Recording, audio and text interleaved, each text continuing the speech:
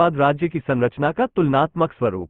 मद्रास राज्य। मद्रास राज्य भारत के दक्षिणी भाग में स्थित एक राज्य था। ये राज्य 1639 में ब्रिटिश ईस्ट इंडिया कंपनी द्वारा स्थापित किया गया था। मद्रास राज्य की संरचना एक संवैधानिक राजतंत्र के रूप में थी। राज्य के शासक ब्रिटिश राजा या रानी होते थे, जिन्हें गवर्नर जनरल द्वारा नियुक्त किया जाता था। राज्य की कार्यपालिका शक्ति गवर्नर जनरल के हाथों में होती थी।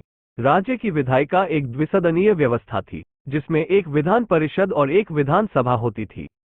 विधान परिषद का गठन गवर्नर जनरल द्वारा किया जाता था, जबकि विधान सभा का चुनाव जनता द्वारा किया जाता था।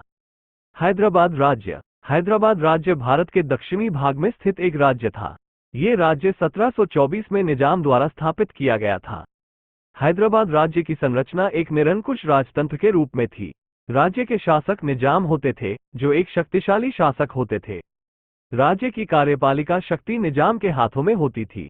राज्य की विधायिका एक विधान परिषद थी, जिसका गठन निजाम द्वारा किया जाता था। तुलनात्मक स्वरूप। मद्रास और हैदराबाद राज्य की संरचना में निम्नलिखित प्रमुख अंतर थे। विशेषता: मद्रास राज्य, हैदराबाद राज्य।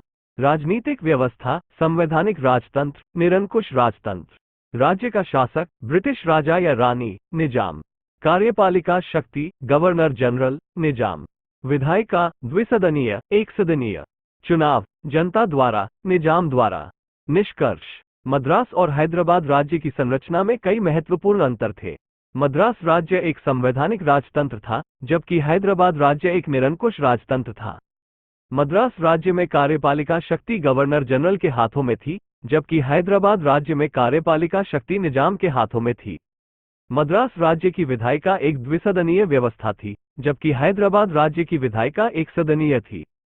मद्रास राज्य में चुनाव जनता द्वारा किए जाते थे, जबकि हैदराबाद राज्य में चुनाव निजाम द्वारा किए जाते थे।